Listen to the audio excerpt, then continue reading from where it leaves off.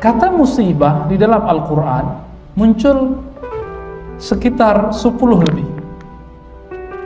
Adapun dengan kalimat kata kerja asaba, yusibu, itu lebih dari itu. Contohnya ayat yang tadi kita baca waktu khutbah. Ma asaba min musibatin illa bi'idznillah. Ayat ini paling cukup, paling sederhana untuk menjelaskan akidah Ahlussunnah mengenai musibah. Ma asaba min musibatin. Dalam bahasa Arab kata ma itu artinya apa saja yang menimpa. Ternyata dalam ilmu akidah yang menimpa kita itu apa saja, itu ternyata tidak hanya persoalan yang kita sebut hari ini bencana. Masih ingat hadis itu bahwa sahabat Nabi ditimpa oleh angin, lalu dia menganggap itu musibah. Ternyata apapun yang terjadi, kecil besar, itu adalah musibah bagi orang-orang yang menganggapnya buruk. Namun di tengah ayat dikatakan, wa may yu'min billah yahdi qalbah. Siapa yang iman kepada Allah, percaya kepada Allah, wa may yu'min billah yahdi qalbah, kalbunya akan menemukan jalan. Kenapa? Yahdi qalbah, Allah akan memberi hidayah jalan kepada kalbunya. Bapak Saudara makan Allah, sakit, sehat itu bagi kita mungkin sesuatu yang berbeda. Tapi di sisi Allah sama. Orang sakit yang sabar, dia dapat pahala yang sama dengan orang yang tidak sakit lalu bersyukur. Karena ternyata musibah itu ada bermacam-macam. Maka kita bagi musibah itu dalam hadis Nabi dikaitkan dengan qadar, takdir. Ada yang disebut khairihi wa syarrihi. Ada yang baik, ada yang buruk. Namun ternyata kata baik dan buruk itu persepsi, adanya di sini. Persepsi. Sakit itu buruk menurut kita, benar nggak? Kita kalau kena penyakit buruk nggak? Di sini kalau ada yang dokter, lalu ada orang yang sehat terus, atau tidak ada orang yang sakit, bagi dia itu baik atau buruk? Gimana kira-kira? Dokter, ada dokter nih, tapi di kampung itu, di kota itu nggak ada orang sakit, berarti dia nggak punya kerjaan dong. Maka bagi dokter, bagi siapa lagi? Apoteker, bagi perawat. Ini ada perawat bersama kita ya, Bang Adi.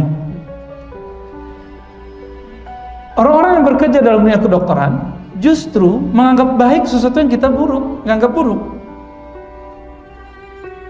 Oleh karena itu Bapak Saudara makan Allah, baik buruk itu persepsi. Dalam bahasa hadis qudsi disebut zan. Muncullah kalimat dalam hadis qudsi riwayat Imam Bukhari, ana inda zanni abdi. Aku berdasarkan persepsi hambaku. Aku berdasarkan persepsi hambaku. Nah, pertanyaannya sekarang, kalau kita mengalami sesuatu, apa persepsi kita? Ini contoh biar tambah gampang. Kenapa cubitan itu terasa sakit atau disenggol itu terasa menyakitkan, padahal nggak sakit-sakit amat? Kalau disenggol di pasar, di tepi jalan, gimana? Tersinggung nggak? Kita tersinggung? Kita tersinggung. Kalau disenggol di pasar, tepi jalan, kenapa kita tersinggung?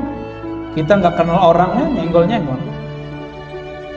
Tapi kalau disenggol sama orang yang kita sukai, atau minimal orang yang kita kenal, dicubit sama dia, balas cubit nggak? Ada temen sekali ketemu pasti pakai jewer-jewer atau pakai mukul bahu, ya? Kemana aja kamu? Pakai pukul, ya? Sakit, tapi kita nggak balas. Kenapa kita nggak balas? Karena kita kenal siapa yang mukul.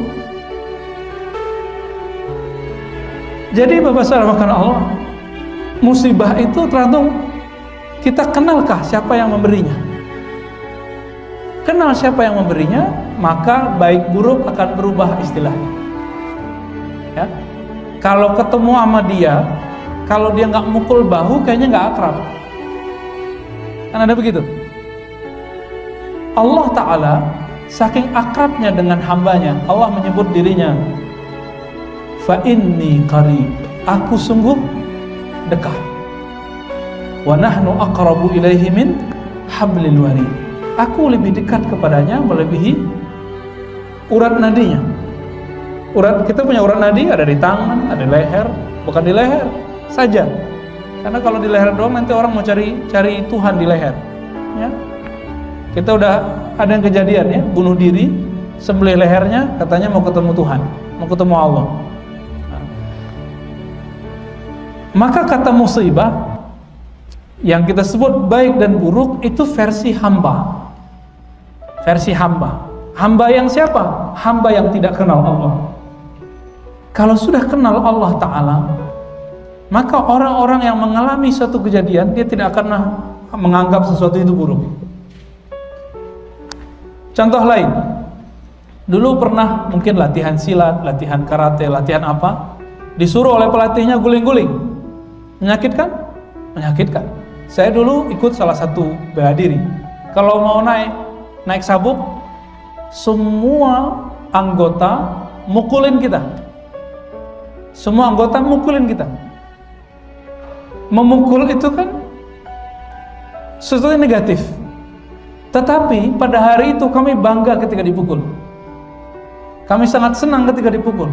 Justru kalau nggak dapat pukulan, itu kayaknya nggak senang. Coba lihat bagaimana persepsi antara orang yang mau naik tingkat dipukul dengan orang-orang yang tiba-tiba saya dipukul, kan nggak enak. Ya? Nah, maka hubungan kita dengan Allah itu hubungan musuhan, hubungan temanan, hubungan bos dengan anak buah, atau hubungan kekasih? Apa hubungan kita dengan Allah? Kalau hubungannya dengan Allah, Allah itu bos. Bos itu gimana? Rajin bekerja dapat tunjangan. Kebanyakan kita memandang Allah itu seperti bos. Kita budaknya. Sehingga yang terjadi adalah orang itu mengejar insentif yang dia dapat dari amalan. Maka hadis-hadis mengenai pahala jadi populer, padahal hadis mengenai bukan pahala itu lebih banyak. Nabi SAW untuk sahabat-sahabat yang masih baru-baru belajar Al-Quran, supaya semangat baca Quran, Nabi mengatakan setiap hurufnya ada 10 pahala. Jika kamu berwudu ada 50. Hadis riwayat Imam Tirmizi, hadisnya sahih. Tapi bagi sahabat-sahabat yang sudah levelnya senior seperti Ubay bin Ka'ab, tidak ada kalimat itu. Satu kali Nabi SAW meminta Ubay bin Ka'ab, "Hei Ubay, tunggu aku setelah sholat." Maka ditunggulah. Lalu apa yang Nabi lakukan? Ubay bin Ka'ab dipanggil, lalu ditalqinkan bacaan Al-Fatihah. Padahal Ubay sudah hafal surah Al-Fatihah. Kenapa diulang lagi Fatihahnya? Ternyata Fatihah yang pertama itu untuk sholat, Fatihah yang sekarang itu untuk keberkahan. Jadi walaupun kita ini sudah bagus baca Qur'annya, coba ulang lagi deh ngaji kepada ahlinya. Siapa tahu yang pertama itu baru mengenalkan huruf, sekarang baru menikmati huruf. Ternyata Ubay bin Ka'ab mendapatkan keberkahan setelah itu. Apa yang terjadi pada Ubay? Ubay bin Ka'ab radhiyallahu ta'ala anhu pergi melakukan safar. Hadis sahih Bukhari dan Muslim. Pergi traveling bersama beberapa sahabat, di tengah jalan semua bekalnya habis.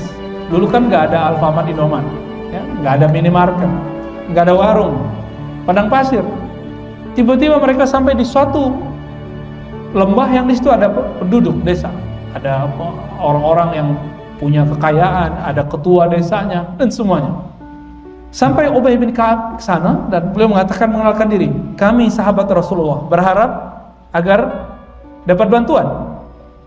Sesampai di sana Ubay mengatakan, tolong bantu kami, jamu kami dengan makanan. Nggak ada satupun yang menjamu. Kenapa? Itu Arab Badui, nggak educate, mereka tidak terbiasa untuk melayani tamu yang nggak jelas. Walaupun dikatakan itu Rasulullah, tamu Rasulullah, sahabat Rasulullah Sallallahu Alaihi Wasallam. Akhirnya Ubay bin Ka'ab tidak mengeluh, sahabat-sahabat mengeluh. Beliau mengatakan, ayo kita lanjut jalan. Coba lihat bagaimana Ubay tidak menganggap penolakan itu sebagai musibah. Bagi dia tidak mesti ditolak itu berarti gagal, belum tentu. Belum tentu ditolak itu gagal. Ini rumus-rumus yang saya banyak lihat sahabat Nabi kok pintar sekali membaca ini. Jalan terus, jalan, belum sampai sejauh 1 mil, tiba-tiba ada dari belakang sana, dari arah desa yang ditinggalkan tadi, seseorang menunggang kuda dengan cepat dan mengatakan, "Hai sahabat Rasulullah, hal minkum min raqin," dengan teriakan yang sangat keras, mengatakan, "Hei sahabat Muhammad Rasulullah, adakah kamu yang bisa meruqyah?" Ruqyah bahasa Arab artinya mantra, lapal ya, di perapalan ya, bacaan-bacaan. Kemudian semua sahabat diam kecuali Ubay bin Ka'ab. Ubay mengatakan, "Saya bisa." Di sini Ubay sudah mulai tersenyum. Kenapa? Ditolak pertama belum tentu gagal. Siapa tahu itu awal dari kemenangan. Lalu kemudian dia katakan, "Saya bisa meruqyah." Datanglah ya, sebuah kesepakatan. Apa kesepakatannya? Kata Ubay, "Saya mau meruqyah, tapi dengan syarat." Apa syaratnya? 40 domba. Kasih ke kami. Karena yang akan diruqyah pemimpin suku, punya banyak ternak, ternaknya ribuan, 40 itu sedikit. Seandainya penduduk desa tadi itu mau menjamu, dia nggak akan tekor sampai 40. Tapi sudah buat kesepakatan, ternyata ketua sukunya kena bisa binatang-binatang liar yang ada di padang Sahara. Sampai di desa tersebut, kembali lagi dia cuma baca Al-Fatihah 3 kali, lalu kemudian diludahin. Tuh. Maka ruqyah yang benar itu ada tekniknya, meniupkan atau meludahi. Bukan cuma baca-baca doang, apalagi dipukul-pukul itu nggak ada. Ya, kalau ditepuk-tepuk ada, tapping namanya. Lalu apa yang terjadi? Di ludah pertama hilang sakitnya, ludah kedua hilang panasnya, ludah ketiga sembuh total. 3 kali dia meludah. Apa yang dibaca? Yang dibaca Fatihah dengan rasa, dengan cara yang Nabi ajarkan sebelum beliau berangkat itu, yaitu Al-Fatihah keberkahan. Sembuh total. Kok bisa sembuh? Ya, ini sahabat Rasulullah. Sahabat Rasulullah. Akhirnya ketua desa membayar 40 onta, 40 domba. Langsung dimakan nggak sama Ubay? Enggak. Ubay kemudian bingung, ini halal nggak ya? Upah ruqyah halal nggak ya? Kemudian sampai ke Madinah, mereka tetap lapar. Sampai di Madinah bertanya, "Ya Rasulullah, bolehkah kami memakan upah dari memantra, meruqyah?" Apa kata Nabi? Nabi nggak jawab pakai iya atau tidak. "Mana dombamu? Sini kita makan bareng." Jadi ternyata jawaban itu nggak mesti iya atau tidak. Itu jawabannya artinya apa? Halal atau tidak? Halal ya. Itu baru satu kisah. Bahwa gagal pertama itu belum tentu musibah. Siapa tahu itu adalah anugerah. Coba kalau nggak begitu, nggak akan dapat 40 domba. Oke? Itu baru satu. Dulu yang senang main ke gunung-gunung, ke bukit-bukit, kita biasanya ditakut-takutin sama orang tua-tua. Apa kata mereka? Hati-hati naik gunung, hati-hati naik bukit, nanti ada babi hutan. Disebutnya apa Pak? Kan dia celeng gitu ya, kata orang Jawa ya. Celeng kan dia, babi, apalah namanya. Ditakut-takutin. Kalau di padang pasir yang ditakuti apa? Al-Asad. Apa artinya? Al-Asad. Bukan Bashar Asad. Bashar Asad tuh yang memimpin Suriah ya. Asad apa artinya? Singa. Kalau udah ketemu singa, itu orang Arab kafilah perjalanan kabur kemana-mana. Tapi uniknya sekarang yang bertemu Asad itu adalah mantan budak Rasulullah Sallallahu Alaihi Wasallam. mantan budak Rasulullah. Maka dia mengatakan, "Hei singa, ya Asad." Hei singa, ternyata singa itu bisa dipanggil. Jadi ketemu begitu nggak dianggapnya musibah. Wah, habis nih, nyawa saya habis nih, hilang. Enggak, dia nggak berburuk sangka kepada Allah. Bagi dia, lillahi ma fis samawati wal ard. Bumi langit milik Allah, dan saya temannya, muridnya, sahabatnya, budaknya, kekasih Allah. Maka dia katakan, "Hei singa, ana maula Rasulillah. Aku mantan budak Rasulullah yang mengabdi sekian tahun kepada Rasulullah. Dalluni tariq, tunjukkan aku jalan." Malah minta tunjuk jalan, Pak. Ditunjukin sampai selesai, sampai ketemu jalan besar. Jadi ternyata semua yang kita hadapi tergantung cara menghadapinya. Tergantung di sini. Panik, selesai, kelar sudah ya. Tapi kalau tenang, wa may yu'min billahi yahdi qalbah. Ini rumus dalam surat Taghabun. Siapa yang percaya kepada Allah, yakin kepada Allah, Allah akan carikan jalan keluar di kalbunya. Tapi kata kuncinya apa? Qalbu. Maka semenjak hari ini, detik ini, siang ini, coba memahami segala sesuatu di muka bumi ini dengan qalbu, supaya tidak menjadi musibah ya. Dulu waktu saya pernah ikut salah satu jamaah yang menginap di beberapa masjid sekian hari.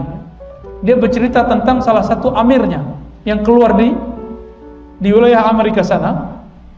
Tiba-tiba kapal karam di tengah laut. Apa kata amirnya? "Kamu ikut saya, bismillah. Allahumma sakhir lana hadzal bahr." Doanya Nabi Musa, "Ya Allah, tundukkan bagi kami lautan ini." Apa kata beliau? "Jangan lihat kiri kanan atau ke belakang, kita jalan, bismillah." Jalan semua sampai ke pantai. Jadi ketika karam pun terjadi, pecah kapalnya, hancur kapalnya, mereka tidak pernah putus asa kepada Allah. Siapa yang percaya kepada Allah, Allah buka kalbunya. Dia punya jalan keluar yang lain. Apa bahasa makan Allah? Satu kali Nabi SAW kehabisan makanan dan air. Kehabisan makanan dan air. Bagi kita musibah nggak? Kisahnya dua kali. Pertama makanan habis. Lalu apa yang dilakukan Nabi? Nabi kemudian meminta kepada Allah. Lalu Nabi mendapat wahyu. Kumpulkan semua makanan yang tersisa. Akhirnya mereka mengumpulkan. Lalu Nabi doakan, "Ya Allah, berkahi makanan ini." Semua sahabat memakan makanan yang tersisa sedikit itu, ternyata setelah semuanya kenyang masih tersisa banyak. Berarti makanan banyak sedikit akan menjadi musibah kalau Allah tidak ada dalam persepsi kita. Lalu dalam kisah hadis Imam Bukhari yang lain, Nabi SAW kehabisan air. Untuk berwuduk tidak bisa, untuk minum tidak bisa. Apa yang Nabi lakukan? Ambil satu gayung air, taruh di belakang bawah tangannya. Nabi kemudian berdoa, "Ya Allah, berkahi." Keluarlah air dari. Nah, ternyata suatu musibah yang terjadi jika dipahami dengan kalbu, di situ akan muncul keajaiban-keajaiban dari Allah Ta'ala. Percaya atau tidak? Ya, maka ajaran Ahlus Sunnah memahami musibah, tidak ada yang dianggap buruk, semuanya dianggap baik. Namun ada sebuah hadis, sebuah ayat malah dalam surah Taubah, surah Bara'ah, dalam sebutan tafsir disebutkan, "Am hasibtum an tutraku." Apakah kamu mengira kamu dibiarkan mengatakan kamu beriman tetapi kamu belum terbukti di sisi Allah sebagai orang yang berjihad, berjuang di sisi Allah. Walamma ya'lamillah, Allah belum menyaksikan kamu sebagai